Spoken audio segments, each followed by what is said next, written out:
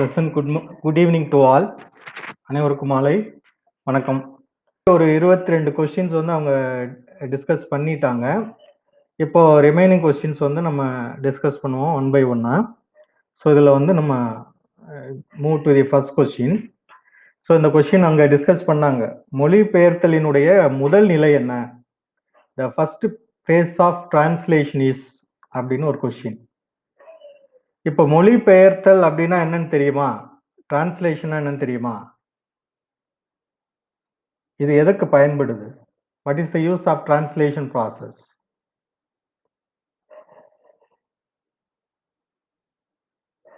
கொஞ்சம் வேகமா குயிக்கா சொன்னீங்கன்னா வேகமா முடிச்சிடலாம். இல்ல ஆப்ஷன் என்ன ஆப்ஷன்ஸ் எல்லாம் நான் கேட்கல. ஸோ நான் கேட்ட கொஸ்டினை ஃபர்ஸ்ட் அண்டர்ஸ்டாண்ட் பண்ணுங்க. What is the use of translation process? மொழிபெயர்த்தலினுடைய பயன் என்ன?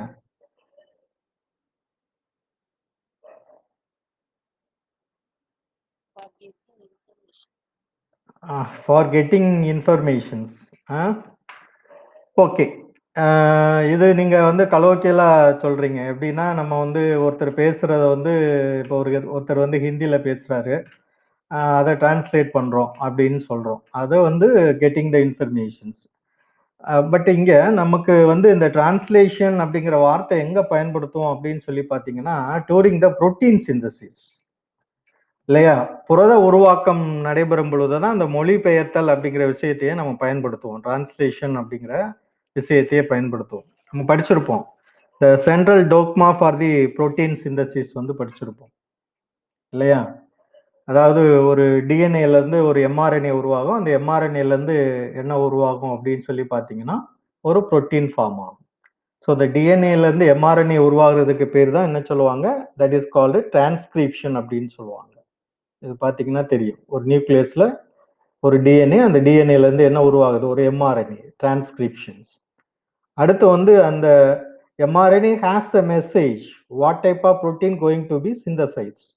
அதாவது இந்த எம்ஆர்என்ஏ அப்படிங்கிறதுல தான் என்ன இருக்கும் அப்படின்னா, என்ன புரதம் தயாரிக்க போறோம் அப்படிங்கிற தகவல் எங்க இருக்கும் அப்படின்னா இந்த எம்ஆர்என்ஏல தான் இருக்கும். ஸோ அந்த எம்ஆர்என்ஏ அப்படியே எங்க வரும்னா சைட்டோபிளாசத்துக்கு வரும். சைட்டோபிளாசத்துல இருக்கக்கூடிய அந்த ரைபோசோம்ஸ் இதெல்லாம் சேர்ந்து என்ன பண்ணும் அப்படின்னு சொல்லி பார்த்தீங்கன்னா ஒரு புரதத்தை உருவாக்கும். ஸோ இதான் வந்து டிரான்ஸ்லேஷன்ஸ். அதாவது mRNA has the message, the message will be translated. எம்ஆர்என்ஏலேருந்து புரதம் உருவாகிறதுக்கு பேர் தான் மொழிபெயர்த்தல் அப்படின்னு சொல்லிட்டு சொல்றோம். டிரான்ஸ்லேஷன் சொல்றோம். புரியுதாப்பா? டிஎன்ஏலேருந்து டிஎன்ஏலேருந்து எம்ஆர்என்ஏ உருவாகிறதுக்கு பேர் படி எடுத்தல். அதுக்கு பேர் என்ன சொல்லுவாங்கன்னா டிரான்ஸ்கிரிப்ஷன் அப்படின்னு சொல்லுவாங்க. ஸோ டிரான்ஸ்கிரிப்ஷன் அப்படிங்கிறது வேற, டிரான்ஸ்லேஷன் அப்படிங்கிறது வேற. படி எடுத்தல்ங்கிறது வேற, மொழிபெயர்ப்புங்கிறது வேற. இதுல இந்த படி எடுத்தலினுடைய மொழிபெயர்ப்பினுடைய முதல் நிகழ்வு என்ன அப்படின்னு சொல்லி பார்த்தீங்கன்னா சார்ஜிங் ஆஃப் டிஆர்என்ஏ. இந்த டிஆர்என்ஏ அப்படிங்கிறது என்னன்னா கடத்தும் ஆர்என்ஏ அப்படின்னு சொல்லுவாங்க. இந்த கடத்தும் ஆர்என்ஏவுடைய பணி என்ன அப்படின்னு சொல்லி பார்த்தீங்கன்னா அமினோ அமிலங்களை ஒன்னோட ஒன்று இணைப்பதற்காக. நீங்க பாத்தீங்கன்னாவே தெரியும், இந்த படத்துல இந்த கலர்ஃபுல்லா கொடுத்துருப்பாங்க நிறைய பால்ஸ் மாதிரி. இது எல்லாமே என்ன சொல்லுவாங்கன்னா அமினோ ஆசிட்ஸ். ஒரு புரதம் உருவாகணும் அப்படின்னா கிட்டத்தட்ட வந்து 20 அமினோ அமிலங்கள் வந்து தேவை. இதெல்லாம் கொஸ்டின்ஸ்ல கேட்பாங்க. 20 amino acids R required for synthesising particular protein. ஒரு புரோட்டீனை வந்து சிந்தசைஸ் பண்ணணும்னா நியர்லி 20 அமினோ ஆசிட்ஸ் வந்து வேணும். இப்போ இந்த அமினோ ஆசிட்ஸ் எல்லாம் சேர்க்கிற பணியை செய்யறது யாருன்னா இந்த டிஆர்என்ஏ, டிரான்ஸ்ஃபர் ஆர்என்ஏ. இப்போ இந்த டிரான்ஸ்ஃபர் ஆர்என்ஏ, இந்த கடத்து ஆர்என்ஏ என்ன பண்ணணும் அப்படின்னா சார்ஜ்டு பண்ணணும். அதாவது ஆற்றல் ஏற்றம் செய்யணும். தமிழ்ல சொன்னோம்னா ஆற்றல் ஏற்றம். ஸோ அந்த ஆற்றல் ஏற்றம் செய்யக்கூடிய அந்த நிகழ்வுக்கு பேரு தான் என்ன சொல்லுவாங்கன்னா அமைனோ அசைலேஷன் ப்ராசஸ். Amino அசைலேஷன் process. இந்த அமைனோ அசைலேஷன் ப்ராசஸ் தான் the first step for the protein synthesis. ஒரு அமினோ அசைலேஷன்ஸ் நடக்கல அப்படின்னா புரத உருவாக்கம் நடக்காது. ஸோ ஃபர்ஸ்ட் வந்து இந்த டிஆர்என்ஏவுக்கு என்ன பண்ணணும்? சார்ஜ் கொடுக்கணும். இப்போ ஒரு பஸ் வந்து ஒருத்தரை வந்து என்ன பண்ணுது, ஒரு இடத்துல இருந்து இன்னொரு இடத்துக்கு இறக்கி விடுதுன்னு வச்சுக்கோங்க. அந்த பஸ்ஸுக்கு நம்ம என்ன போடுவோம்? ஃபர்ஸ்ட் பெட்ரோல் போடுவோம் அல்லது டீசல் போடுவோம். அதே மாதிரி தான் ஃபர்ஸ்ட் அந்த டிஆர்என்ஏவுக்கு நம்ம என்ன பண்றோம்? ஒரு சார்ஜிங் கொடுக்குறோம். Charging to bring the amino acids from the various place of the cells. ஒரு பல இடங்கள்ல இருந்து அமினோ அமிலங்களை அந்த இடத்துக்கு கொண்டு வர்றதுக்காக ஒரு சார்ஜிங் கொடுக்குறோம். அதுக்கு பேர் தான் வந்து என்னது, அமினோ அசைலேஷன் ப்ராசஸ். ஸோ அதுக்கப்புறம் என்ன நடக்கும் அப்படின்னா, this is called initiation process, தொடக்கம்னு சொல்லுவாங்க. அதுக்கப்புறம் அமினோ அமிலங்களை ஒன்னோட ஒன்று சேர்க்கறதுக்கு பேர் எலாங்கேஷன்ஸ்னு சொல்லுவாங்க. அதுக்கப்புறம் முடியக்கூடிய நிகழ்வுக்கு பேரு டெர்மினேஷன்ஸ் அப்படின்னு சொல்லுவாங்க, அல்லது நிறுத்துதல் நிகழ்வு அப்படின்னு சொல்லுவாங்க. புரிஞ்சதா? ஓகே. அப்போ இந்த கொஸ்டினுக்கு என்ன ஆன்சர் அப்படின்னு சொல்லி பார்த்தீங்கன்னா, what is answer? Amino acylation of tRNA அப்படிங்கிறதான் இதுக்குரிய ஆன்சர். Third options. ஓகே. இப்போ நெக்ஸ்ட் கொஸ்டின் பாருங்க. இது ஆல்ரெடி ஆன்சர் சொல்லிட்டாங்க. According to Robert May, the global species diversity is about, அதாவது சிற்றினங்களினுடைய பல்வகைமைத்தன்மை எவ்வளவு அப்படின்னு சொல்லும்போது 7 மில்லியன் அப்படின்னு சொல்லிட்டு முன்னாடியே ஆன்சர் சொல்லிட்டாங்க. இப்ப அடுத்து பாருங்க, இரண்டாம் நிலை அண்ட செல்லின் குண்டல் பகுப்பு எப்போது நிறைவடைகிறது? The meiotic cell division of secondary oocytes அப்படின்னு சொல்றது. ஆக்சுவலா இது வந்து பாத்தீங்க அப்படின்னா எங்க வரும் அப்படின்னா ஊஜெனிசிஸ் அப்படின்னு சொல்லி படிச்சிருப்போம். அண்ட அணு உருவாக்கம் அப்படின்னு சொல்லி படிச்சிருப்போம். இந்த அண்ட அணு உருவாக்கம் அப்படிங்கிறது பாத்தீங்க அப்படின்னா பிரைமரி ஊசைட் ஃபர்ஸ்ட் ஃபார்ம் ஆகும். அதாவது என்ன சொல்லுவாங்கன்னா, அண்ட தாய் செல் அப்படின்னு சொல்லுவாங்க, ஊகோனியம் சொல்றது. அந்த ஊகோனியம் அப்படிங்கிறதுல இருந்து என்ன ஃபார்ம் ஆகும் அப்படின்னா பிரைமரி ஊசைட்ஸ் ஃபார்ம் ஆகும். இந்த பிரைமரி ஊசைட்ஸ் தான் என்ன ஆகும் அப்படின்னா செகண்டரி ஊசைட்டா மாறும். இந்த செகண்டரி ஊசைட் வரைக்கும் என்ன நடக்கும் அப்படின்னு சொல்லி பார்த்தீங்கன்னா மியாட்டிக் செல் டிவிஷன்ஸ் நடக்கும்.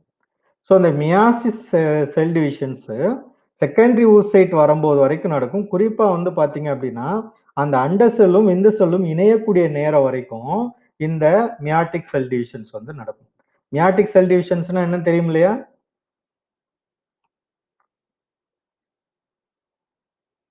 சொல்லுங்க, எனிபடி எல்ஸ்?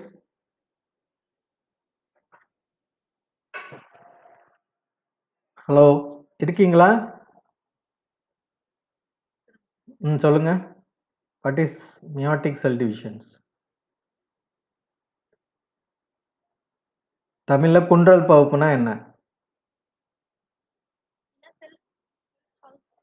என்ன செல்? ஒரு செல் இன்னொரு செல்லா மாறுறதுக்கு பேரு செல் டிவிஷன், செல் பகுப்பு அல்லது செல் பிரிதல். இணைச்சல்கள்ல நடைபெறக்கூடியதான் மியாட்டிக் செல் டிவிஷன்ஸ் அப்படின்னு சொல்றோம். மியாசிஸ் செல் டிவிஷன்ஸ்ல எத்தனை ஸ்டேஜஸ் இருக்கு?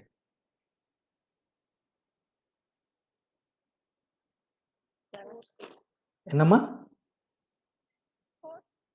4. ஆக்சுவலி பாத்தீங்கன்னா மியாட்டிக் செல் டிவிஷன்ஸ் கிளாசிஃபைடு இன்டூ 2 டைப்ஸ். நல்லா தெரிஞ்சு வச்சுக்கோங்க. 2 விதமா பிரிக்கிறோம். மியாசிஸ் 1, மியாசிஸ் 2ன்னு பிரிப்பாங்க. குண்டல் பகுப்பு 1, குண்டல் பகுப்பு 2ன்னு பிரிப்பாங்க. இந்த மியாசிஸ் 1 அப்படிங்கிறது என்னன்னு பாத்தீங்கன்னா அதைத்தான் குண்டல் பகுப்புன்னு சொல்லுவாங்க. மியாசிஸ் 2 அப்படிங்கிறது that is equivalent to the mitosis. அதாவது மைட்டாசிஸ் மாதிரி தான் இருக்கும். மியாசிஸ் 2 நல்லா ஞாபகம் வச்சுக்கோங்க. மியாசிஸ் 2 அப்படிங்கிறது equivalent to the mitosis. Meiosis 1 அப்படிங்கிறது தான் குன்றல் பகுப்பு. இந்த குன்றல் மியாசிஸ் 1ங்கிறதுல தான் என்ன இருக்கு அப்படின்னு பாத்தீங்கன்னா புரோபேஸ் 1, மெட்டாபேஸ் 1, அனாபேஸ் 1, டீலோபேஸ் 1 அப்படிலாம் இருக்கும். புரோநிலை, அனாநிலை, மெட்டாநிலை, டீலோ நிலை எல்லாம் இருக்கும். அதே மாதிரி வந்து பாத்தீங்கன்னா மியாசிஸ் 2லையும் புரோபேஸ், அனாபேஸ், மெட்டாபேஸ் அந்த நிலை இருக்கும். இந்த மியாசிஸ் 1ல ரொம்ப இம்பார்ட்டன்ட் ஸ்டேஜ். அதுல வந்து புரோபேஸ் 1ல பாத்தீங்க அப்படின்னா டிஃப்ரெண்ட் ஸ்டேஜஸ் ஆர் இருக்கும். டிப்ளோட்டின், ஜைகோட்டின், பாக்கிடின், டயாகைனன்சிஸ் அந்த மாதிரி ஸ்டேஜஸ் எல்லாமே வந்து புரோபேஸ் 1ல இருக்கும். ஸோ இந்த மியாசிஸ் 1 வந்து எங்க நடக்கும்னா for the formation of primary oocytes. Secondary oocytesல வந்து பாத்தீங்கன்னா மியாசிஸ் 2 தான் நடக்கும். Because to retain the chromosome number in the secondary oocytes. ரைட்டா? அந்த குரோமோசோமோட எண்ணிக்கை அப்படியே நிறுத்தணும், பாதியா பிரிக்க கூடாது. ஆனா மியாசிஸ் 1 தான், அந்த குண்டல் பகுப்பு 1 தான் குரோமோசோமை என்ன பண்ணும்னா பாதியாக பிரிக்கும். சொல்ற புரியுதா? ஸோ இதுக்கு ஆன்சர் என்னன்னு பாத்தீங்கன்னா இந்த 4th ஆப்ஷன்ஸ் தான் இதுக்கு ஆன்சர். விந்து செல் அண்ட செல்லும் இணையும் நேரத்துல, அதான் இதுக்குரிய ஆன்சர். ஓகே. இப்போ இந்த கொஸ்டின்ஸ் பாருங்க. which of the following is correct about a viroids? Viroids அப்படின்னா என்ன? இப்போ இந்த டயக்ராம்ல பாத்தீங்கன்னாவே தெரியும். ஸோ இந்த இதுதான் வைராய்ட்ஸ். வைராய்ட்ஸ் அப்படிங்கிறது பார்த்தீங்கன்னா these are the small pathogenic அப்படின்னு சொல்லுவாங்க. அப்படின்னா என்னன்னா மிக நுண்ணிய நோயை உண்டாக்கக்கூடிய பொருளுக்கு பேர் தான் வைராய்டு. ஆக்சுவலா வைராய்டு அப்படிங்கிறது வந்து பிரிமிட்டிவ் டு வைரஸ். அப்படின்னா என்னன்னா, இப்போ ஒரு வைரஸ் அப்படின்னு எடுத்துக்கிட்டீங்கன்னா, 2 காம்போனன்ட்ஸ் மட்டும் தான் இருக்கும். ஒண்ணு அதுல இருக்கக்கூடிய நியூக்ளிக் ஆசிட்ஸ் எய்தர் ஆர்என்ஏவா இருக்கலாம், ஆர் டிஎன்ஏவா இருக்கலாம். ஸோ நியூக்ளிக் ஆசிட்ஸ் அதை சுத்தி ஒரு உரை இருக்கும். அந்த உரைக்கு பேர் என்ன சொல்லுவாங்கன்னா கேப்சிட் அப்படின்னு சொல்லுவாங்க. புரத உரை அப்படின்னு சொல்லுவாங்க. 2 ஒரு பாருங்க இப்ப நம்ம கொரோனா வைரஸ் பாருங்க 2 பொருளை வச்சுக்கிட்டு நமக்கு வந்து எந்த மாதிரியான வினைகள்லாம் உருவாக்குது. ரைட்டா? ஸோ அது மாதிரி இந்த வைராய்ட்ஸும் என்ன பண்ணும் அப்படின்னு சொல்லி பார்த்தீங்கன்னா, இந்த டைரக்ட்டா இந்த நியூக்ளிக் அமிலம் மட்டும்தான் இருக்கும். அதை சுத்தி என்ன இருக்காது அப்படின்னு சொல்லி பார்த்தீங்கன்னா, உரை இருக்காது. அதைத்தான் நம்ம என்ன சொல்றோம் viroids which cause various diseases. பார்த்தீங்கன்னா ஹெப்பாட்டிட்டிஸ் உருவாக்கும். அதே மாதிரி நிறைய பிளான்ட் வைரஸஸ் டிசீஸ் அண்ட் பிளான்ட்ஸ்ல எல்லாம் வந்து நிறைய டிசீசஸ்லாம் எது உருவாக்கும் அப்படின்னு சொல்லி பார்த்தீங்கன்னா, இந்த வைராய்ட்ஸ் வந்து உருவாக்கும். ஸோ அப்போ இதுக்குரிய ஆன்சர் என்ன அப்படின்னு சொல்லி பார்த்தீங்கன்னா, they have free DNA without protein coat. என்ன இருக்கும்? டிஎன்ஏ மட்டும்தான் இருக்கும். எது காணப்படாது? புரோட்டீன் உரை. அந்த புரோட்டீன் உரைக்கு பேர் தான் என்ன சொல்லுவாங்கன்னா கேப்சிட் அப்படின்னு சொல்லிட்டு சொல்லுவாங்க. கேப்சிட்ங்கிறது காணப்படாது. புரியுதா? ஏதாவது டவுட் இருக்கா அதுல வைராய்ட்ஸ் பத்தி?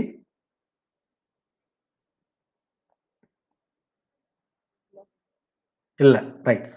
இப்போ பிளாஸ்மோடியம் மூலம் மனிதனுக்கு நோய் தொற்று ஏற்படுத்தக்கூடிய நிலை என்ன? The infectious stage of plasmodium enters the human body is.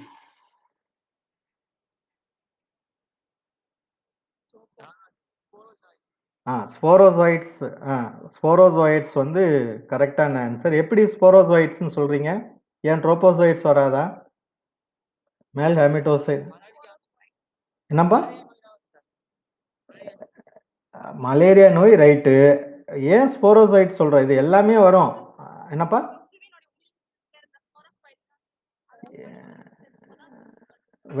Very good, very good, very good, very good, very good, very good. அந்த ஸ்போரோசைட்ஸ் எங்க இருந்து வந்தது? கொசுவினுடைய கொசுவின்ல கொசுல அந்த குடல்ல அந்த ஸ்போரோசைட்ஸ் எங்க இருந்து வந்தது?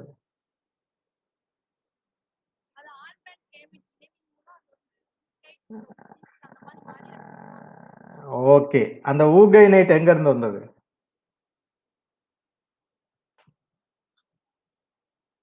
கடகடன்னு வேகமா சொல்லுங்க பாப்போம். என்ன என்ன மைக்க அமர்த்திட்டீங்க? ஓகே. அந்த ஆண் பெண் கேமெட் எங்க இருந்து வந்தது?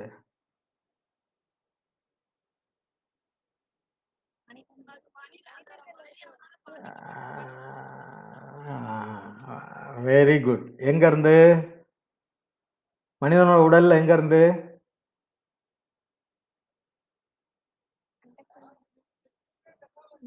மனிதனோட உடல்ல எங்க இருந்து? ஓகே. ரத்த சிவப்பணுக்கள்ல இருந்து வருது. ஓகே. ரத்த சிவப்பணுக்களுக்கு எப்படி வந்துச்சு?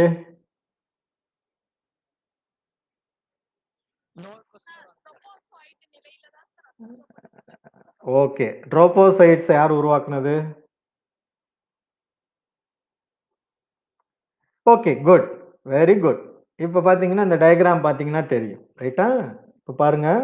ஒரு கொசு வந்து என்ன பண்ணுது? கடிக்குது. அனாஃபிலஸ் மஸ்கிட்டோ ஒரு பெர்சன கடிக்கும்போது, இந்த ஸ்போரோசைட்ஸ் எங்க போகும் அப்டின்னா, கல்லீரல் செல்லுக்கு போகும். அதான் ஹெப்பாட்டோசைட்ஸ்ன்னு சொல்லுவாங்க. கல்லீரல் செல்கள்ல இருந்து அப்படியே எங்க போகுது அப்டின்னா, மீரோசைட்ஸா ரத்த செல்களுக்கு போகும்.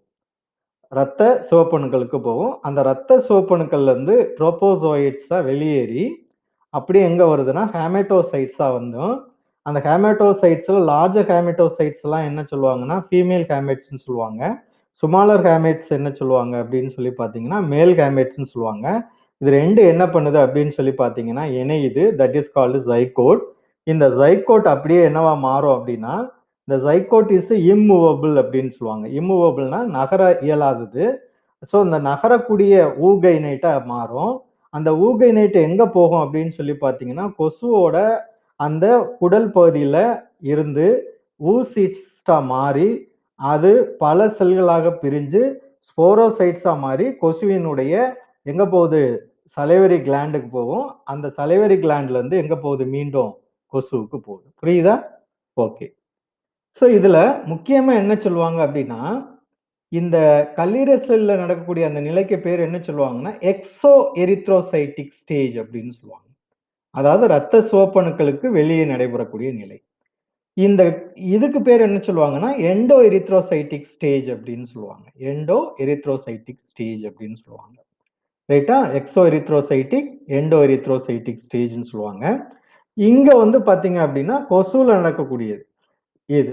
இப்ப இன்னொரு முக்கியமான விஷயம் பாத்தீங்க அப்படின்னா, இந்த கொசுல நடக்கக்கூடிய அந்த சுழற்சிக்கு பேர் என்ன சொல்லுவாங்க அப்படின்னு சொல்லி பாத்தீங்க அப்படின்னா, ஸ்போரோகோனின்னு சொல்லுவாங்க. நோட் பண்ணி வச்சுக்கோங்க. இதெல்லாம் கொஸ்டின்ல கேட்பாங்க. ஸ்போரோகோனி. ஏன்னா ஸ்போரோசைட்ஸ் ஃபார்மேஷன்ஸ் நடக்கிறதுனால, அத என்ன சொல்லுவாங்கன்னா, ஸ்போரோகோனின்னு சொல்லுவாங்க. இங்க வந்து பாத்தீங்க அப்படின்னா, மனுஷன்ல வந்து சைசோகோனி அப்படின்னு சொல்லுவாங்க. பிகாஸ் சைசாண்ட், ஃபார்மேஷன் ஆஃப் தி சைசாண்ட் அப்படிங்க. அதாவது சின்ன சின்ன செல்லா உருவாகும். அதுக்கு பேர் தான் சைசாண்ட், சைசோகோனி அப்படின்னு சொல்லுவாங்க. இன்னொரு முக்கியமான விஷயம் வந்து பாத்தீங்கன்னா, in man the reproduction is called sexual reproduction. In mosquito the reproduction is called asexual reproductions. புரிஞ்சதா? புரியுதா? புரியுதாப்பா? இதுல ஏதாவது டவுட் இருக்கா? டவுட் எதுவும் இருக்கா? இல்ல. ஓகே. இப்ப அடுத்த கொஸ்டின். கரப்பான் பூச்சியினுடைய தலைய துண்டிச்சிட்டோம் அப்படின்னா, சில நாட்கள் வரை உயிரோட இருக்குன்னு சொல்றாங்க. If the head of cockroach is removed, it may live for few days because. என்ன காரணம்? என்னம்மா? ஆ. திறந்த வகை சுற்றோட்ட மண்டலம் அப்படிங்கிறது இல்ல. ஆக்சுவலா வந்து பாத்தீங்க அப்படின்னா, இந்த நர்வஸ் சிஸ்டம் தான் ரொம்ப இம்பார்ட்டன்ட் விஷயம். ஆ, கரப்பான்பூச்சியினுடைய நரம்பு மண்டலம் படிச்சிருக்கீங்களா? அந்த நரம்பு மண்டலத்துல வந்து பாத்தீங்க அப்படின்னா, ஹாங்க்லியான்னு சொல்லுவாங்க. அதாவது நரம்பு திரள்கள்னு சொல்லுவாங்க. தலைப்பகுதியில வந்து பாத்தீங்கன்னா, அதிக அளவு நரம்பு திரள் இருக்காது. உடல் பகுதியில தான் நரம்பு திரள்கள் ஒவ்வொரு இதுலயும் இருக்கும். அப்போ இந்த நரம்பு திரள்கள் தான் தூண்டல வந்து கடத்துறது ஆக்சுவலா. ஸோ இந்த தலையில வந்து கொஞ்ச அளவு நரம்பு திரள்கள் இருக்கதுனால, அது அதிக அளவு உணர்வுகளை கடத்தாது. அதனால என்ன ஆகுதுன்னா, தலைய கட் பண்ணாலும் கொஞ்ச நாளைக்கு என்ன ஆகுது அது, உயிரோட இருக்கும். காரணம் என்ன அப்படின்னு சொல்லி பார்த்தீங்கன்னா, அந்த உடல்ல இருக்கக்கூடிய ஆக்சுவலா வந்து இந்த பாடியில இருக்கக்கூடிய அந்த ஹாங்க்லியான்ஸ் வந்து என்ன பண்ணுதுன்னா, ஃபங்ஷன்ஸ் அதாவது it conducts the stimulus, it conducts the impulses across the body. So உடல் ஃபுல்லா அந்த பாடி பார்ட்ஸ்க்கு வேண்டிய அந்த உணர்வுகள கடத்துது. அதனால கொஞ்ச நாள் வரைக்கும் எது இருக்கும் அப்படின்னு சொல்லி பார்த்தீங்கன்னா, அந்த கரப்பான் பூச்சி இருக்கும். ஸோ ஆக்சுவலா வந்து எந்த ஆப்ஷன்ஸ் ரைட் அப்படின்னா, இந்த 3 ஆப்ஷன்ஸ் தான் ரைட். தலையில் சிறிதளவே நரம்பு திரள்கள் கொண்டுள்ளது. ஆனால் மற்ற பகுதியில அதிகமான நரம்பு திரள்கள் காணப்படுது அப்படின்னு சொல்லக்கூடியதான் கரெக்டான ஆப்ஷன். ஆ. இந்த கொஸ்டின் சொல்லுங்க பார்க்கலாம். In gel electrophoresis separated fragments can be visualized with the help of. இது ஆக்சுவலா வந்து என்ன சொல்லுவாங்கன்னா, எழும் மின்னார் பிரித்தல் அப்படின்னு சொல்றது ரைட்டா? எலக்ட்ரோஃபோரசிஸ் அப்படின்னு சொல்லிட்டு சொல்லுவாங்க. ஆம், இந்த எலக்ட்ரோஃபோரசிஸ்ல இது படிச்சிருக்கீங்களா? எங்க படிச்சிருக்கீங்க? எலக்ட்ரோஃபோரசிஸ். இந்த வார்த்தை எங்க படிச்சிருக்கீங்க?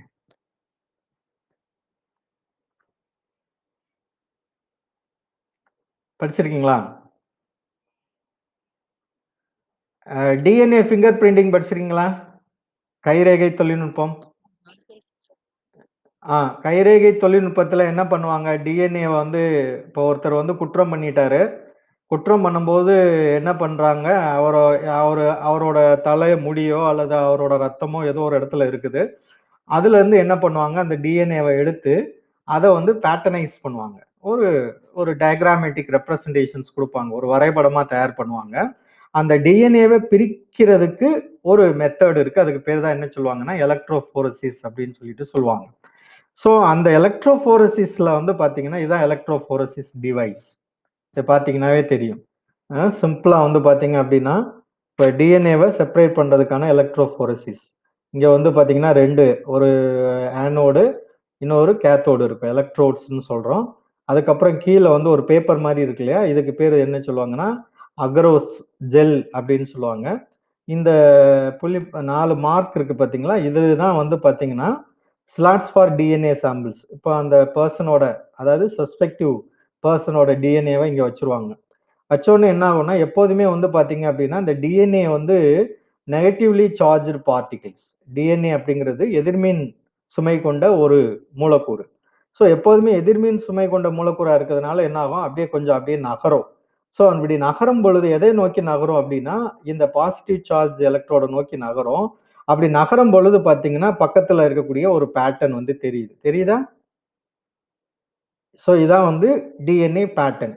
ஸோ இந்த டிஎன்ஏ பேட்டர்ன் வந்து புரியுதா? புரியுதா இல்லையா? புரியலையே? புரியுதுல்ல. ஓகே. ஸோ இதுக்கு பேரு தான் எலக்ட்ரோஃபோரசிஸ் அப்படின்னு சொல்லிட்டு சொல்லுவாங்க. ஸோ இந்த டிவைஸ் வச்சு தான் நம்ம இப்போ ஒருத்தரோட முடியிலேருந்து ஒரு பேட்டர்ன் எடுக்கிறோம். அடுத்து அந்த பர்சனை பிடிச்சிடுறோம். அந்த பர்சனோட டிஎன்ஏவை எடுக்கிறோம். இந்த 2 பேட்டர்ன் வந்து மேட்ச் ஆயிடுச்சு அப்படின்னா, அவர் தான் வந்து குற்றவாளி அப்படிங்கிறத நம்ம வந்து கண்டுபிடிச்சிரும். இப்போ இங்க வந்து இந்த இந்த இங்க பார்த்தீங்கன்னா, அது வந்து ஒரு மாதிரி ஷைனிங்கா இருக்கும். இந்த ஷைனிங் வர்றதுக்கு யாரு காரணம்? அதான் கொஸ்டின். உங்களுக்கு கேட்ட கொஸ்டின் அதான் கேட்டிருக்காங்க. அதாவது விசுவலைஸ் பண்றதுக்கு எதை வச்சு விசுவலைஸ் பண்றாங்க அப்படின்னு சொல்லி பார்த்தீங்கன்னா, எத்தீடியம் புரோமைடு. சரியா? எதை வச்சு பண்றாங்க? எத்தீடியம் புரோமைடு அப்படிங்கிற ஒரு யூவி ரேடியேஷன்ஸ்ல வச்சு தான் என்ன பண்றாங்க? இத பண்றாங்க. எத்தீடியம் புரோமைடு யூவி ரேடியேஷன்ஸ்ல, அல்ட்ரா வயலட் ரேடியேஷன்ஸ்ல யூவி கதிர்வீச்ச வச்சு பண்றது.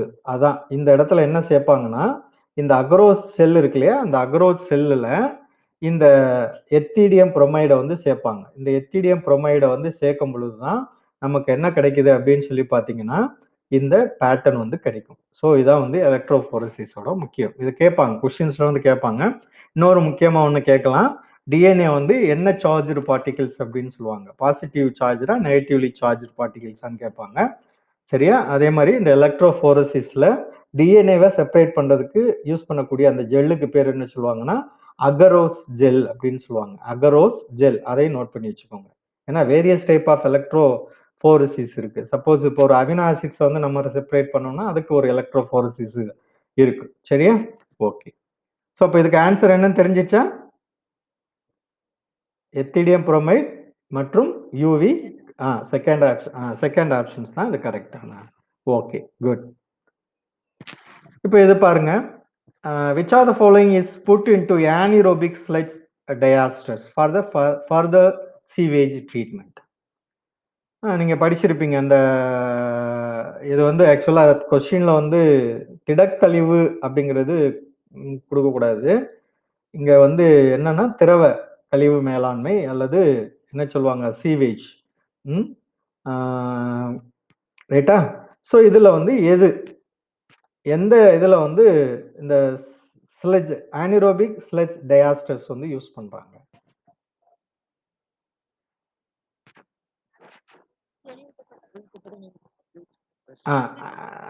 கசடு ஆக்டிவேட்டட் ஸ்லெட்ஜ். நீங்க பாத்தீங்கன்னா தெரியும். இது பாருங்களேன். இந்த படத்தை பாத்தீங்கன்னா தெரியும். இப்போ பாருங்க ஒரு கழிவு நீர் உள்ள இருந்து வரும். ஃபர்ஸ்ட் அதை வந்து ஃபில்டர் பண்ணுவாங்க. ஃபில்டர் பண்ணி ஒரு தொட்டியில அனுப்புவாங்க. அது வந்து என்ன நடக்கும் அப்படின்னா செடிமெண்டேஷன்ஸ் நடக்கும். செடிமெண்ட் ஆன பிறகு மீதி இருக்கிறது இன்னொரு ஃபில்டருக்குள்ள போகும். இதுக்கு பேர் தான் பிரைமரி ட்ரீட்மெண்ட் அப்படின்னு சொல்லுவாங்க. முதல் நிலை வடிகட்டல் அப்படின்னு சொல்றது. அடுத்து அப்படியே இது எங்க போகும் அப்படின்னா செகண்டரி ட்ரீட்மெண்ட்டுக்கு போகும். இந்த செகண்டரி ட்ரீட்மெண்ட்ல தான் என்ன யூஸ் பண்றாங்கன்னா ஆக்டிவேட்டட் ஸ்லெட்ஜ் அப்படின்னு சொல்லுவாங்க. ஆக்டிவேட்டட் ஸ்லெட்ஜ்னா என்ன அப்படின்னு சொல்லி பாத்தீங்கன்னா இங்க வந்து சில ஆனிரோபிக் சப்ஸ்டன்சஸ் வந்து உள்ள போறது. ஆனிரோபிக் அப்படின்னா காற்றில்லா சுவாசத்தை பயன்படுத்தக்கூடிய சில மைக்ரோ ஆர்கானிசம்ஸ் பாக்டீரியாவோ அல்லது சம் ஆஃப் த புரோட்டோசோவாவோ உள்ள வச்சு அதை வச்சு என்ன பண்றது அப்படின்னு சொல்லி பாத்தீங்கன்னா அங்க இருக்கக்கூடிய அந்த என்ன சொல்லுவாங்க ஆர்கானிக் வேஸ்ட்ஸ் இருக்கும் இல்லையா? அதாவது என்னது கரிம கழிவுகள் இருக்கும் இல்லையா?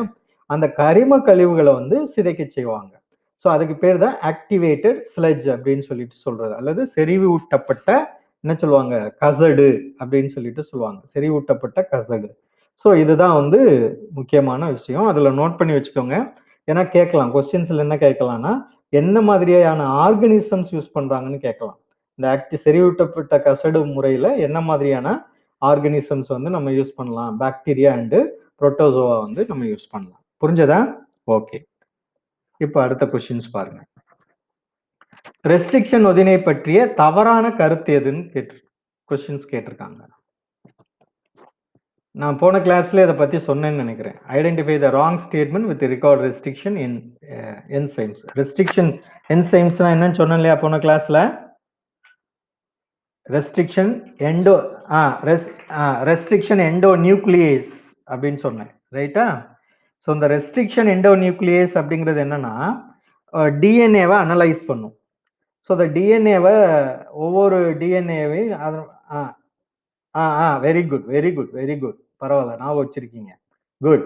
இப்போ இந்த இது என்ன பண்ணும்னா டிஎன்ஏவை அப்படியே இன்ஸ்பெக்ட் பண்ணும்.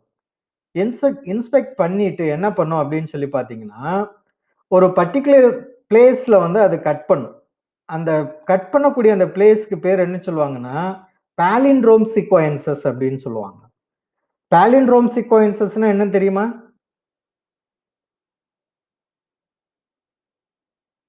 பாலிண்ட்ரோமிக் அப்படின்னா என்னன்னு தெரியுமா? What is palindrome? What is palindrome? Palindrome தெரியாதா? பாலிண்ட்ரோமிக் சீக்வென்ஸ் படிக்கலையா? தமிழ்லையும் பாலிண்ட்ரோம் தான். விகட கவி அப்படின்னு சொல்றோம் இல்லையா? விகட கவினா என்னது? திரும்ப அப்படியே படிச்சனாலும் விகட கவின்னு தான் வரும். படிச்சு பாரு. ரிவர்ஸ்ல படிச்சு பாரு.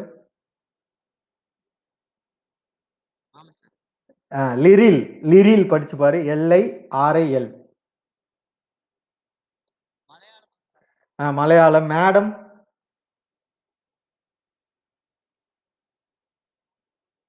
வருதா? எந்த ஒரு ஒரு வார்த்தையோ ஏதோ ஒண்ணு ரிவர்ஸ்ல நம்ம படிச்சாலும் அதே மாதிரி வந்துச்சுன்னா அதுக்கு பேர் தான் பாலிண்ட்ரோம். இப்ப இங்க பாருங்களேன், இந்த படத்தை பாத்தீங்கன்னா தெரியும். ஸோ இது வந்து பாத்தீங்கன்னா அமினோ ஆசிட்ஸ் இணைஞ்சிருக்கு. GAATTC இல்லையா? இதெல்லாம் கோடான் ஆன்டி கோடான்லாம் நம்ம படிச்சிருப்போம். CTTAAG படிச்சு பாருங்க. ரிவர்ஸ்ல படிச்சாலும் அதே இது வருதா? வருதா? ஓகே. இந்த பாலிண்ட்ரோமிக் சீக்வென்ஸ்ல பர்ட்டிகுலர் பிளேஸ்ல தான் கட் பண்ணும். அது கட் பண்றத பார்த்தீங்கன்னாவே நம்ம ஈஸியா ஸ்டிக்கி எண்ட் அப்படின்னு சொல்லுவாங்க. அந்த என்சைம் தான் ECAR1 அப்படின்னு சொல்றோம். அதத்தான் வந்து என்ன சொல்றாங்கன்னா ரெஸ்ட்ரிக்ஷன் எண்டோ நியூக்ளியேஸ் அப்படிம்பாங்க. ஸோ இது எங்க பயன்படுது அப்படின்னு சொல்லி பார்த்தீங்கன்னா, ஜெனடிக் என்ஜினியரிங்ல நம்ம படிச்சிருக்கோம். மரபு பொறியியல். இப்ப நமக்கு தேவையான டிஎன்ஏவை ஜீனை கட் பண்றதுக்கு நம்ம பயன்படுத்தக்கூடியது. ஆனா இது கட் பண்றதுக்கு மட்டும்தான் என்ன பண்ணும்? பயன்படும். ஒட்டுறதுக்கு பயன்படுமா அது? ஒட்டுறதுக்கு எது பயன்படும்? ஒட்டுறதுக்கு டிஎன்ஏ லிகேஸ் தானே பயன்படும். ஆ ஆ அப்ப இதானே ராங் ஸ்டேட்மெண்ட்.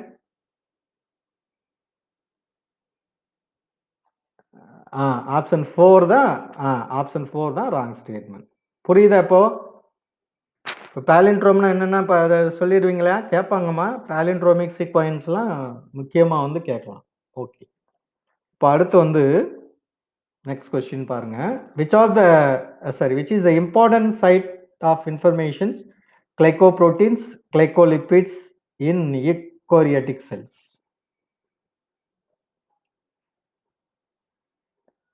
பின்வருவற்றுள் எந்த நுண்ணுறுப்பில் கிளைகோபுரதம் கிளைகோலிப்பிட் உருவாக்கம் யூகேரியட்டில் நிகழ்கிறது? கொள்கை உறுப்பா, பாலிசோம்ஸா?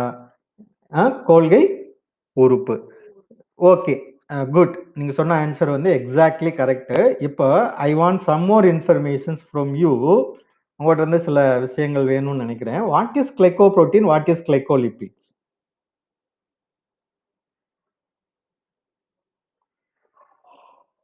கிளைகோப்ரோட்டீன்னா என்ன, கிளைகோலிப்பிட்னா என்ன?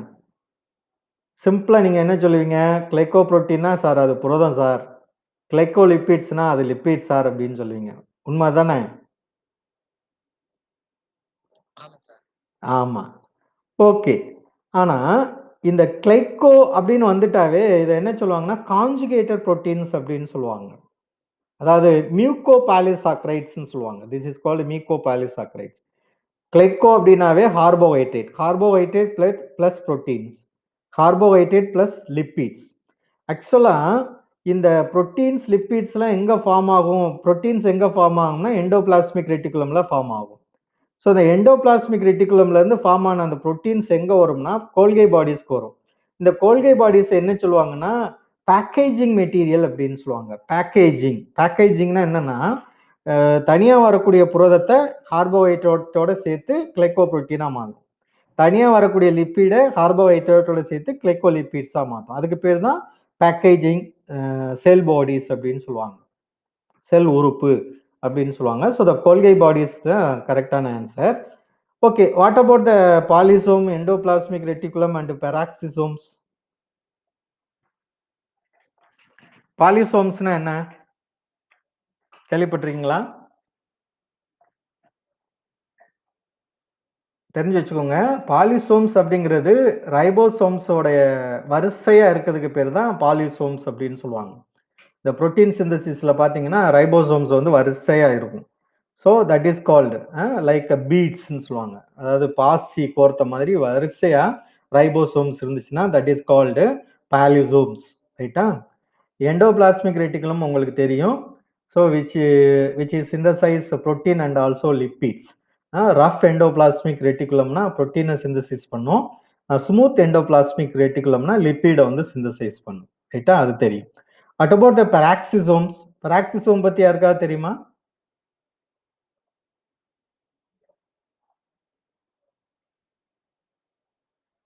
ஓகே. இந்த பெராக்சிசோம் வந்து நோட் பண்ணி வச்சுக்கோங்க. இது வந்து ஒரு டி டாக்சிஃபிகேஷன் செல் ஆர்கனல் அப்படின்னு சொல்லுவாங்க. அதாவது அப்படின்னா என்னன்னா, ஆ, நம்ம உடம்புல இருக்கக்கூடிய அந்த நச்சுத்தன்மையை குறைக்கக்கூடிய அல்லது நச்சுத்தன்மையை நீக்கக்கூடிய ஒரு செல் நுண்ணுறுப்பு அப்படின்னு சொல்லுவாங்க. பெராக்சிசோம். இப்ப சே ஃபார் எக்ஸாம்பிள் இதோட முக்கியமான வேலை என்ன அப்படின்னு சொல்லி பார்த்தீங்கன்னா, ஹைட்ரஜன் பெராக்சைடு H2O2ன்னு சொல்லுவாங்க. Hydrogen peroxide. நார்மலா நீர் வந்து பாத்தீங்கன்னா H2O. நீர்னா H2O. H2O2னா ஹைட்ரஜன் பெராக்சைடு. இந்த ஹைட்ரஜன் பெராக்சைடு அப்படிங்கிறது டாக்ஸிக் நச்சுப்பொருள். இதை என்ன பண்ணும்னா இந்த பெராக்சிசோம் என்ன பண்ணும்? உடைக்கும். உடைச்சு என்ன பண்ணும்னா நீராவும் ஆக்சிஜனாவும் மாற்றும். H2O பிளஸ் ஓவா மாற்றும். ஸோ அதான் இந்த பெராக்சிசோமோட இம்பார்ட்டன்ஸ். புரியுதா? புரியுதாப்பா? டவுட்னா do do you have do you have any டவுட்னா ஃபீல் ஃப்ரீ. என்ன பண்ணணும்? கேட்டுறணும் உடனே. டவுட் வச்சுக்க கூடாது. Okay. So move on to next question. Shall we move? போலாமா அடுத்த கேள்விக்கு? Okay. Which are the following statements corrects? பின்வரும் கூற்றுகளில் எது சரியானதுன்னு கேட்டிருக்காங்க. ஆக்சுவலா இந்த கொஸ்டின் இந்த ஆப்ஷன்ஸ் பார்க்கும்போது விச் பிளாங்க்ஸ் டு வேர்? இது இந்த கொஸ்டின் எங்க இருந்து எடுத்திருப்பாங்க? எந்த டாபிக்ல இருந்து எடுத்திருப்பாங்க? எந்த பாடத்துல இருந்து எடுத்திருப்பாங்க? கழிவு நீக்கம் excretory system. Very good. Okay. அப்ப ஆன்சர் சொல்லுங்க.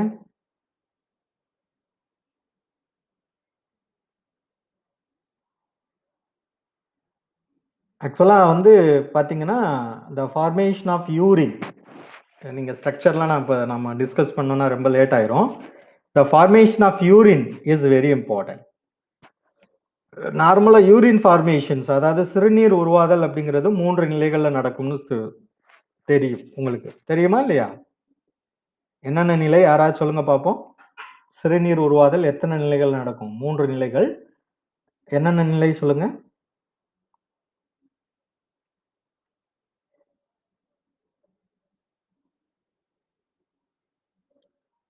தெரியாதா? தங்கராஜ்.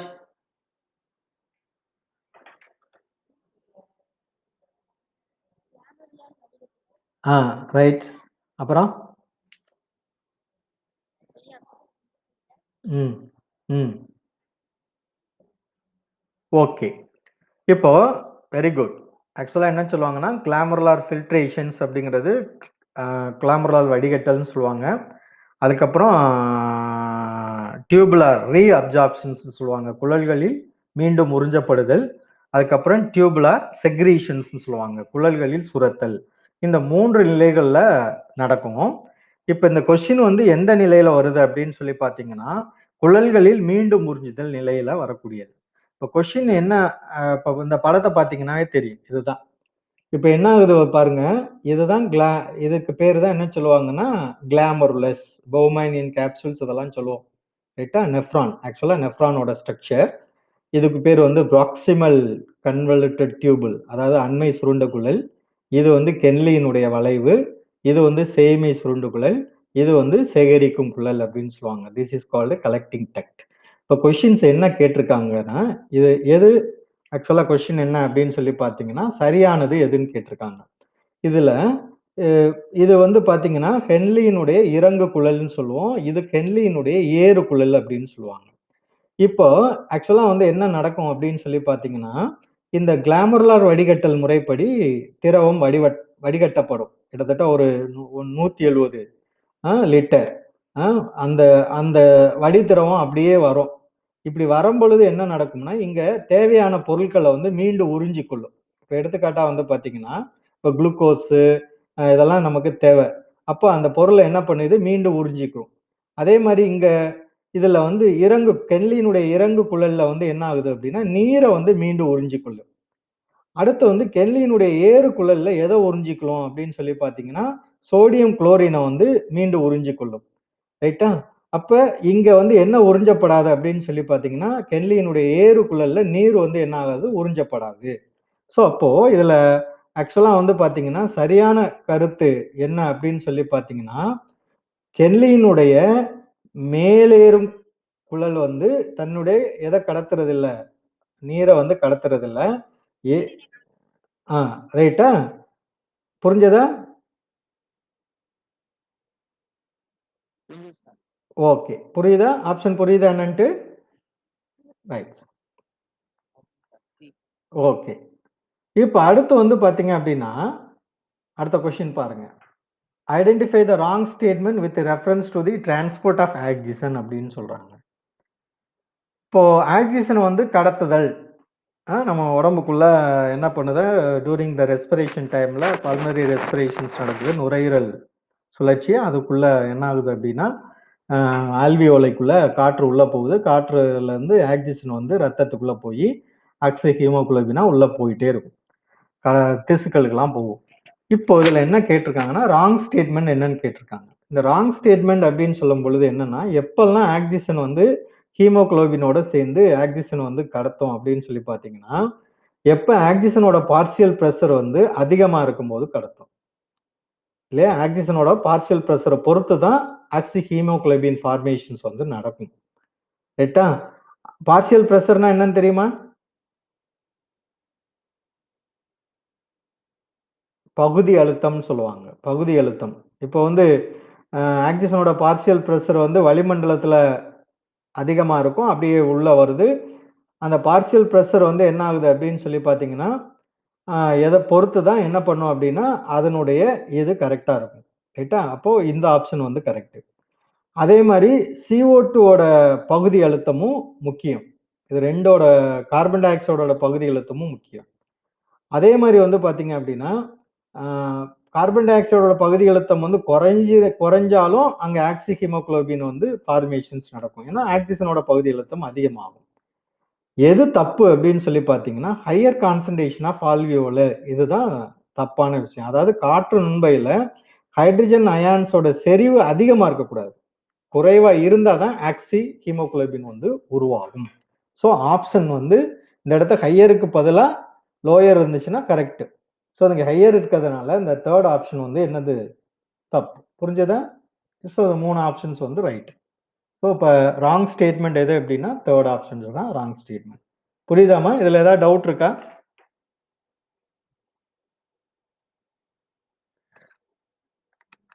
புரியலையா?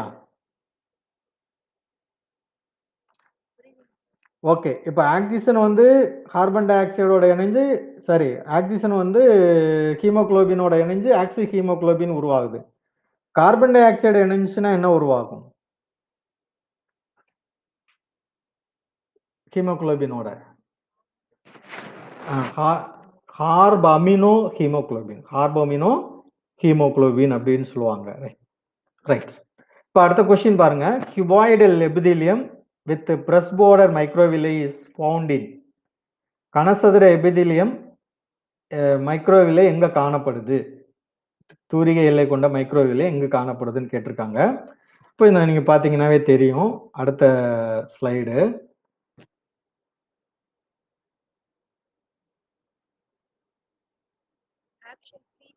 ஆப்ஷன்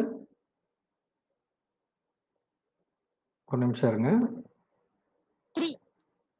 ஆப்ஷன் 3 ஒரு நிமிஷம். ஆப்ஷன் 3 நெஃப்ரானோட சேமை சுருள் குழல் அப்படின்னு சொல்லக்கூடியது. Okay, correct. அதான் வந்து கரெக்டான answer. So the lining of இண்டஸ்டைன்ஸ்லாம் வந்து பார்த்தீங்கன்னா ஸ்மூத் மசில்ஸ் அப்படின்னு சொல்லிட்டு சொல்லுவாங்க. ரைட்டா? இதுதான் கரெக்ட். Okay, good. இப்போ அடுத்து ஐடென்டிஃபை த சப்ஸ்டன்சஸ் ஹேவிங், இது ஆல்ரெடி டிஸ்கஸ் பண்ணிட்டாங்க. Glycosidic bond, peptide bond. எந்த சப்ஸ்டன்ஸ் அப்படின்னு சொல்லி பார்த்தீங்கன்னா, ஆக்சுவலாக வந்து இந்த கிளைகோசைடிக் பாண்டு எந்த சப்ஸ்டன்சஸ்ல இருக்கும் அப்படின்னா கார்போஹைட்ரேட்ல இருக்கும். கார்போஹைட்ரேட் தெரியும் இல்லையா? கார்போஹைட்ரேட்னா ஸ்டார்ச். ஸ்டார்ச்ங்கிறது வந்து பார்த்தீங்கன்னா நிறைய குளுக்கோஸ் மூலக்கூறுகள் இணைகிறதுக்கு பேர் தான் ஸ்டார்ச்னு சொல்றோம். ஒரு குளுக்கோஸ் மூலக்கூறுக்கும் இன்னொரு குளுக்கோஸ் மூலக்கூறுக்கும் இடையே இருக்கக்கூடிய அந்த பிணைப்புக்கு பேர் தான் கிளைகோசைடிக் பிணைப்பு.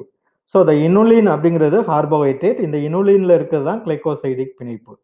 இந்த பெப்டைட் பாண்ட் எங்க இருக்கும் அப்படின்னு சொல்லி பார்த்தீங்கன்னா 2 அமினோ ஆசிட்ஸ்க்கு இடையில இருக்கும். ரைட்டா? அதான் பாலிபெப்டைடு அப்படின்னு சொல்லுவாங்க. புரதத்துக்கு இன்னொரு பேர் என்ன சொல்லுவாங்கன்னா பாலிபெப்டைடு அப்படின்னு சொல்லுவாங்க. Protein is otherwise known as polypeptide. So what is polypeptide அப்படின்னா many amino acids are presence அப்படின்னு சொல்றது. நிறைய அமினோ அமிலங்கள் ஒன்னோட ஒன்று, நான் சொன்னேன் இல்லையா, அட்லீஸ்ட் வந்து 20 அமினோ அமிலங்கள் வந்து தேவை. ஸோ அந்த 20 அமினோ அமிலங்கள் ஒன்னோட ஒன்று இணைகிறதுக்கு யாரு காரணம் அப்படின்னு சொல்லி பார்த்தீங்கன்னா இந்த பெப்டைடு தான். ஒரு அமினோ ஆசிட்ஸ் வந்து இன்னொரு அமினோ ஆசிட்டோட இணையக்கூடிய அந்ததுக்கு பேர் தான் என்ன சொல்லுவாங்க? Peptide bond. இந்த இன்சுலின் அப்படிங்கிறது ஒரு புரோட்டீனியஸ் ஹார்மோன். ஸோ அதனால புரதம்னால அங்க என்ன இருக்குது அப்படின்னா பெப்டைடு. ஸோ அப்படிதான் நீங்க வந்து ஆன்சர் போடணும். ஏன்னா பிகாஸ் இதுல எல்லாம் வந்து பாத்தீங்கன்னா எது இப்போ கைட்டின் அப்படிங்கிறது பாலிசாக்ரைட்ஸ், கொலஸ்ட்ரால் அப்படிங்கிறது லிப்பிடு, கிளிசரால்ங்கிறது லிப்பிடு, ட்ரிப்சின்ங்கிறது என்சைம், செல்லுலோஸும் லெசித்தினுங்கிறது கார்போஹைட்ரேட். ஆக்சுவலா இங்க வந்து கிளைகோசைடிக் அப்படிங்கிறது எதுல இருக்கும் அப்படின்னா இனுலின்ல இருக்கும். பெப்டைடு பாண்ட் அப்படிங்கிறது வந்து எங்க இருக்கும் அப்படின்னா இன்சுலின்ல இருக்கும். Because inulin is the carbohydrate, insulin is the protein. Okay. இப்போ நெக்ஸ்ட் கொஸ்டின் பாருங்க. இது ஈஸியான கொஸ்டின்ஸ் தான். Which of the following techniques the embryos are transferred to assist those females who cannot conceive. அதாவது கருத்தரிக்க முடியாத அந்த பெண்களுக்கு வந்து என்ன பண்றாங்க, அந்த கருவை வந்து இடமாற்றம் செய்யறாங்க. ஆக்சுவலா வந்து இதுக்கு ஆன்சர் வந்து பாத்தீங்க அப்படின்னா ஜிஃப்ட் அண்ட் ஐயூடி தான் இல்லையா? ஃபர்ஸ்ட் ஆப்ஷன்ஸ் தான் right. Zygote intra fallopian transfer அப்படின்னு சொல்லுவாங்க. அடுத்து வந்து இன்ட்ரா யூட்டரைன் டிரான்ஸ்ஃபர் அப்படின்னு சொல்லுவாங்க. அதாவது கருவை வந்து ஃபெலோபியன் டியூப்ல வைக்கிறதுக்கு பேர் வந்து ஷிஃப்ட். கருவை நேரடியாக யூட்ரஸ்ல கொண்டு போய் வச்சாங்கன்னா தட் இஸ் கால்டு, யூட்ரஸ்னா கருப்பை, கருப்பையில கொண்டு போய் வச்சாங்கன்னா that is called intrauterine transfer அப்படின்னு சொல்லுவாங்க. ஆப்ஷன் ஏ தான் கரெக்ட். ஓகே. இப்போ இங்க பாருங்க, the process of growth is maximum touring.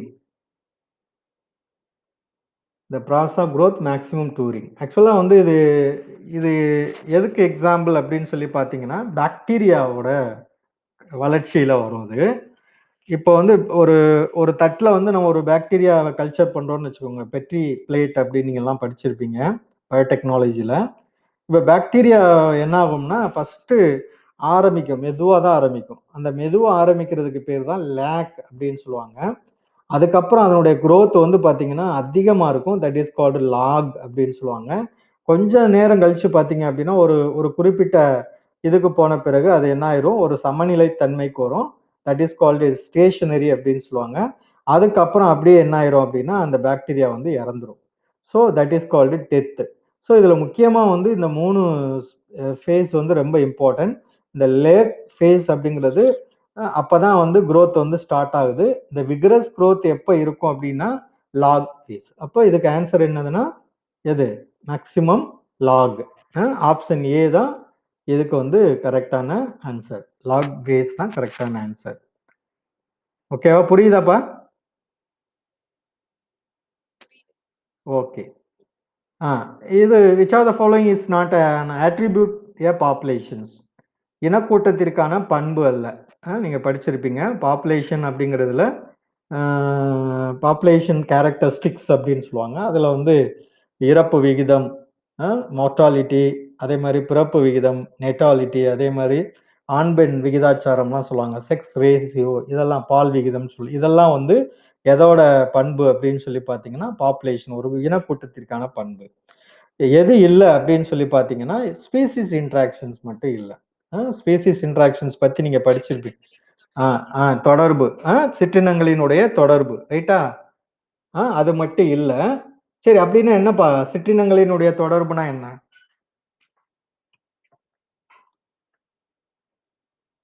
அவ்வளவுதான், முடிய போகுது. இன்னும் கொஞ்சம் ஒரு 2, 3 கொஸ்டின்ஸ் தான். சிற்றினங்களின் தொடர்புனா என்ன?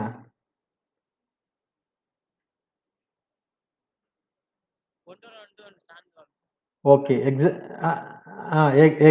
எக்ஸாம்பிள் ஏதாவது ஒரு அது என்ன? அது துறவி நண்டு, கடல் சாமந்தியும் ஸ்பீசிஸ் இன்டராக்ஷன்ஸ் எதுக்கு? ஓகே. பகிர்ந்துண்ணும் வாழ்க்கையா? கமென்சாலிசமா, மியூச்சுவலிசமா, பாரசைட்டிசமா, ப்ரீடேஷனா? கமென்சாலிசம். ஓகே. சக்கர்ஃபிஷ் அண்ட் ஷார்க் தான் கமென்சாலிசம். மியூச்சுவலிசம் ஆக்சுவலா வந்து என்னன்னா ஒண்ணுக்கு ஒண்ணு உதவுதல். வாழ்க்கை மியூச்சுவல் அப்படின்னு சொல்லக்கூடியதான் அந்த துறவி நண்டும் இதுவும். சக்கர்ஃபிஷ் அண்ட் ஷார்க் இருக்கு இல்லையா? எது? உறிஞ்சு மீனும் சுறா மீன் தான் வந்து என்னது கமென்சாலிசம் அப்படின்னு சொல்லுவாங்க. நம்மளோட உடம்புக்குள்ள நம்ம குடல்ல ஒரு கமென்சாலிக் ஆர்கனிசம் இருக்கு தெரியுமா? நம்ம குடலுக்குள்ள இருக்கு தெரியுமா? நமக்கு நமக்கு அது நமக்கு பயன் கொடுக்குது அது. நம்ம உடம்புக்குள்ள நம்ம உடம்பு குடல் இருக்கு இல்லையா? குடல் பகுதி இருக்கு இல்லையா? குடல் பகுதிக்குள்ள ஒரு ஆர்கனிசம் வந்து உதவி பெறும் வாழ்க்கை முறையில இருக்குது. அதாவது கமென்சாலிக்கா இருக்கு. எது? அது பேர் என்னன்னு தெரியுமா? அது அந்த உயிரினம் பேரு நம்ம குடலுக்குள்ள இருக்கு. அது parasitic. Commensalic E coli. Very good. பேர் என்னம்மா? குட். E coli bacteria. பேர் என்னம்மா? Very good. Very good, very good, very good, very good, good. Visakadharshini இப்பதான் ஜாயின் பண்றியா? இல்ல முன்னாடியே வந்துட்டியா? Okay, good, good, good. அடுத்து பாருங்க. which one of the following cell organelle is enclosed by a single membrane? பின்வரும் எந்த செல் உறுப்பு ஒற்றை செவினால் சூழப்பட்டது? சிங்கிள் மெம்பரைன் மட்டும் இருக்கும். ஆக்சுவலா வந்து என்னப்பா? தப்பு. ஆக்சுவலா வந்து பாத்தீங்கன்னா தப்பு, தப்பு. சரி, ரைட். ஆக்சுவலா இந்த நியூக்ளியஸ் ஓகே. தப்பு, தப்பு. சரி, ரைட், நான் சொல்றேன். Lysosome correct answer. Nucleus, mitochondria, chloroplast இது மூணுமே வந்து பாத்தீங்கன்னா டபுள் லேயர். நீங்க பாத்தீங்கன்னாவே அதோட ஸ்ட்ரக்சர்ல வந்து இப்போ உட்கருவை எடுத்துக்கிட்டோம்னா அகப்பிளாசம், அதே மாதிரி அதுலயே வந்து நியூக்ளியர் மெம்பரைன்ல வந்து எக்ஸ்டர்னல், இன்டர்னல் இருக்கும். அப்புறம் நியூக்ளியர் ஸ்பேஸ் எல்லாம் இருக்கும். 2 லேயர் இருக்கும். அதே மாதிரி மைட்டோகாண்ட்ரியாவில் ரெண்டு லேயர் இருக்கும். அதே மாதிரி குளோரோபிளாஸ்ட்லயும் 2 லேயர் இருக்கும். லைசோசோம்ஸ் மட்டும்தான் என்னது சிங்கிள் லேயர். ஒரு ஒரு ஜவ்வு மட்டும்தான் லைசோசோம்ல இருக்கும். இந்த நியூக்ளியஸ், உட்கரு, மைட்டோகாண்ட்ரியா, பசுங்கனிகம் இதுல எல்லாம் வந்து பாத்தீங்கன்னா இரட்டை ஜவ்வினாலான நுண்ணுறுப்பு அப்படின்னு சொல்லிட்டு சொல்லுவாங்க. ரைட். இப்ப lack of relaxations between success stimulus in sustained muscle contraction is known as. இறுக்கமான தசை சுருக்கத்திற்கு பிறகு தசை விரிதல் நடைபெறாமல் இருப்பதை டேஸ் என்பர். என்ன சொல்லுவாங்க? Very good. டெட்டனஸ் அப்படின்னா என்னன்னு தெரியுமா? அதான் என்ன நோய்? அது எதனால வருது? லாக்ஜா வெரி குட். அது சிம்டம். லாக்ஜா தாடை வந்து இறுக்கி கிட்டி போதல் அப்படின்னு சொல்றது. கிட்டி போதல் அப்படிங்கிறது சிம்டம். நான் சொல்றது வந்து டெட்டனஸ் வந்து எதனால வரும்? டெட்டனஸ் வந்து 2 விஷயத்தினால வரும். ஒண்ணு வந்து பார்த்தீங்கன்னா, due to the deficiency of calcium ions in the muscles. அதாவது கால்சியத்தினுடைய பற்றாக்குறையினாலயும் இந்த டெட்டனஸ் வரலாம். இது சில நேரங்கள்ல இந்த பாராதைராய்டு ஹார்மோன்ஸ் இருக்கு இல்லையா? அது குறைபாடா சுரக்கும் பொழுது என்ன ஆகும் அப்படின்னா, பாராதார்மோன் சொல்லுவோம். அதனால கால்சியம் வந்து சரியா மசில்ஸ்க்கு கிடைக்காது. அப்போ வந்து அ கால்சியத்தினோட அந்த குறைவுனால டெட்டனஸ் வரலாம். இது ஒரு ஃபேக்டர். மெயினா வந்து சைல்டுக்கு வந்து இது எதனால வருது அப்படின்னா, அ கிளாஸ்ட்ரிடியம் டெட்டனி அப்படிங்கிற ஒரு பாக்டீரியா. கிளாஸ்ட்ரிடியம் டெட்டனி அப்படிங்கிற ஒரு பாக்டீரியா. ஆ ஆ இந்த கிளாஸ்ட்ரிடியம் டெட்டனி பாக்டீரியா என்ன பண்ணும் அப்படின்னு சொல்லி பார்த்தீங்கன்னா, இது வந்து இந்த மண்ணு இதுல எல்லாம் இருக்கும். இப்ப குழந்தைகள் அங்க விளையாடுற குழந்தைகளுக்கு, இது அப்படியே உடல் வழியா போய் என்ன பண்ணுது அப்படின்னு சொல்லி பார்த்தீங்கன்னா, ஸ்டிமுலஸ் வந்து அப்படியே அடுத்தடுத்த ரீஜன்ஸ்க்கு வந்து கடத்த விடாது. அப்ப மசில் என்ன ஆயிரும் அப்படின்னா, தசை வந்து அ அப்படியே சுருங்கும். அதுக்கப்புறம் பார்த்தீங்கன்னா, விரியாது. அப்படியே நிக்கும். அதுக்கு பேர் தான் க்ளாக்கிங் ஆஃப் ஜான்னு சொல்லுவாங்க. சில குழந்தைகள்லாம் பார்த்தீங்கன்னா, திடீர்னு 2 ஜாவும் 2 அதாவது 2 தாடையும் அப்படியே மூடிக்கும். தொறக்காது. கண்ணு, மூலிலாம் மேல போயிரும். ஸோ அதுக்கு தான் டெட்டனஸ் அப்படின்னு சொல்லுவாங்க. இந்த டோனஸ் அப்படிங்கிறது தசை கிழிந்து போறதுக்கு பேர் தான் டோனஸ்ம்பாங்க. மஸ்குலர் ஸ்பாசம் அப்படிங்கிறது என்னன்னா, தசை சிதைவு நோய் அப்படின்னு சொல்றது. ஃபேட்டிக் அப்படிங்கிறதும் எல்லாமே ஒண்ணுதான். ஃபேட்டிக் அண்ட் ஸ்பாசம்ஸ் வந்து 2மே ஒண்ணுதான். மஸ்குலர் ஸ்பாசம் ஒரு மாதிரி வலி இருக்கக்கூடியது. ஃபேட்டிக் அப்படிங்கிறது தசை வந்து சில நேரங்கள்ல பிடிச்சுக்குதுன்னு சொல்லுவாங்க இல்லையா? Muscular fatigue. என்ன பண்ணுவோம் நம்ம திடீர்னு ஏதாவது ஒரு பொருள வேகமா தூக்கும்போது பிடிக்கக்கூடியதான் ஃபேட்டிக் அப்படின்னு சொல்லிட்டு சொல்லுவாங்க. ஓகே. நுரையீரல் தமனியினுடைய ரத்த அழுத்தம் என்ன? பிளட் பிரஷர் இன் த பல்மனரி ஆர்டரீஸ்.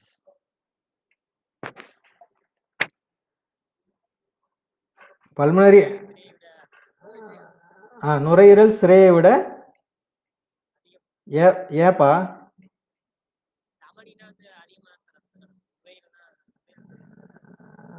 ஆ, சரி. ஓகே. சரி பல்மனரி ஆர்டரியோட பணி என்ன? What is the use of pulmonary artery? What is the use of pulmonary vein? Correct answer. உங்களோட ஆன்சர் வந்து கரெக்ட். நுரையீரல் சிரையை விட அதிகமா இருக்கும். ரத்த அழுத்தம் வந்து நுரையீரல் தமனியில இருக்கும். இப்ப என்னோட இது கேட்கிற கொஸ்டின்ஸ் என்ன சிம்பிள் கொஸ்டின்ஸ் தான். What is the use of pulmonary artery? What is the use of pulmonary vein? நுரையீரல் சிரை என்னப்பா? ஆ நுரையீரல் சிரை மற்றும் நுரையீரல் தமனியினுடைய பணி யாது? செயல் யாது?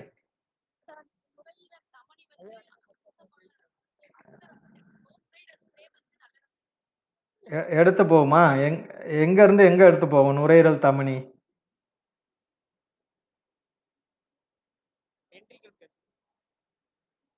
ம். சரியா படிக்கல நீங்க. பிசியாலஜி சரியா சரி. நுரையீரல் சிரை?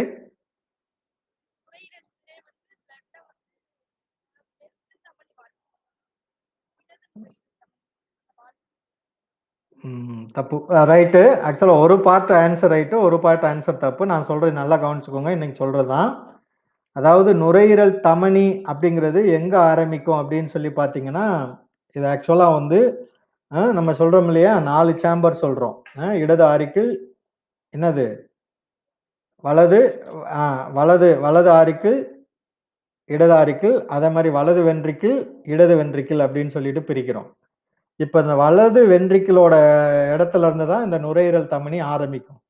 ஸோ இந்த வலது வென்ட்ரிக்கிள்ல எப்போதுமே என்ன இருக்கும் அப்படின்னு சொல்லி பார்த்தீங்கன்னா, டீஆக்சிஜனேட்டட் பிளட் இருக்கும். அதாவது சுத்த ரத்தம்லாம் சொல்லக்கூடாது.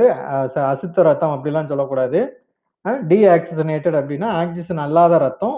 இப்ப இந்த ஆக்ஸிஜன் அல்லாத ரத்தத்த இந்த நுரையீரல் தமனி வலது வென்ட்ரிக்கிள்ல இருந்து எடுத்துக்கிட்டு எங்க போகுதுன்னா, நுரையீரலோட பகுதிக்கு போகும். நுரையீரலினுடைய காற்றுப்பைக்கு போயி, அங்க ஆக்ஸிஜன் வர்ற ஆக்ஸிஜனை எடுத்துக்கிட்டு அந்த ஆக்ஸிஜன் எடுத்த உடனே அந்த ஆக்ஸிஜன் பெற்றுரும் ரத்தம். அந்த ஆக்ஸிஜன் பெற்ற ரத்தத்த என்ன பண்ணுதுன்னா, இந்த நுரையீரல் சிரை என்ன பண்ணுது, நுரையீரல்ல இருந்து இதயத்தினுடைய எங்க வரும்னா இடது ஆரிக்கிள் பகுதிக்கு வரும். இதயத்தினுடைய இடது ஆரிக்கிள் பகுதிக்கு வரும். அப்போ இங்க வென்ட்ரிக்கிள் சுருங்கும் பொழுது அதிகமான அழுத்தம் ஏற்படும். அதனால ரத்த அழுத்தம் வந்து என்ன ஆகுது அப்படின்னா, நுரையீரல் தமனியில அதிகமா இருக்கும். ஆனா நுரையீரல்ல வந்து அழுத்தம் குறைவா இருக்கும். அதனால ரத்த அழுத்தம் வந்து வெயின்ல வந்து நுரையீரல் சிரையில வந்து கம்மியா இருக்கும். ஸோ அதான் கரெக்ட்டான ஆன்சர் ரைட்டா? அதனால தான் நுரையீரல் சிரைய விட நுரையீரல் தமனியில அழுத்தம் வந்து அதிகமா இருக்குன்னு சொல்றாங்க. புரிஞ்சதா? நான் சொல்ல புரியுதா? டவுட் இருக்கா? எங்க இருந்து எங்க போகுதுன்னு பாருங்க. நான் அப்படியே சொல்றத நோட் பண்ணி வச்சுக்கோங்க தமிழ்ல. வலது வென்ட்ரிக்கிள், நுரையீரல் தமனி, நுரையீரல், காற்றுப்பை, அதுக்கப்புறம் வந்து என்னது? நுரையீரல் சிரை, இடது ஆரிக்கிள். புரியுதா? இதான் அந்த பிளட் ஃப்ளோ. ரத்தம் போறக்கூடிய முறை. ரைட்டா? சொல்ல புரியுதா? ஓகே. இப்ப அடுத்த கொஸ்டின் பாருங்க. Which type of tissue correctly matches its locations? என்னப்பா? இது கரெக்ட்டு. மீதி எல்லாம்? ஓகே. இந்த படத்த பார்த்தீங்கன்னா தெரியும். ஸோ இந்த படத்துல வந்து பார்த்தீங்கன்னா, இதான் கனசதுர வடிவ எபிதிலியம். இந்த கனசதுர வடிவ எபிதிலியம் எங்க இருக்கும் அப்படின்னு சொல்லி பார்த்தீங்கன்னா, நெஃப்ரான்ஸ்ல இருக்கும். இல்ல அல்லது பார்த்தீங்கன்னா, அந்த சுரப்பிகளினுடைய இதுல இருக்கும். டக்ட்ஸ் ஆஃப் கிளான்ஸ் அப்படின்னு சொல்லுவாங்க. அங்க இருக்கதான் இந்த கியூபாய்டல் எபிதிலியம் அப்படின்னு சொல்லுவாங்க. கனசதுர வடிவ எபிதிலியம் சொல்றது. அடுத்து வந்து இந்த மென் தசை அப்படிங்கிறது எங்க இருக்கும் அப்படின்னா, நம்மளோட உடல் உட்பகுதியில விசரல் ஆர்கன்ஸ் அப்படின்னு சொல்லுவாங்க. விசரல் ஆர்கன்ஸ் அப்படின்னா, நம்மளுடைய உடலுக்குள்ள இருக்கக்கூடிய அந்த உறுப்புகள் அப்படின்னு சொல்றது. எடுத்துக்காட்டா ஸ்டொமக், இன்டெஸ்டைன் சொல்றோம் இல்லையா? அந்த இரைப்பை, அப்புறம் அந்த சிறுகுடல் பகுதி இதுல எல்லாம் இருக்கக்கூடியது தான் மென் தசை. இந்த ஏரியோலார் டிஷ்யூ எங்க இருக்கும் அப்படின்னு சொல்லி பார்த்தீங்கன்னா, this is called areolar tissue. இந்த ஏரியோலார் டிஷ்யூ எங்க இருக்கும் அப்படின்னா, which is beneath the skin.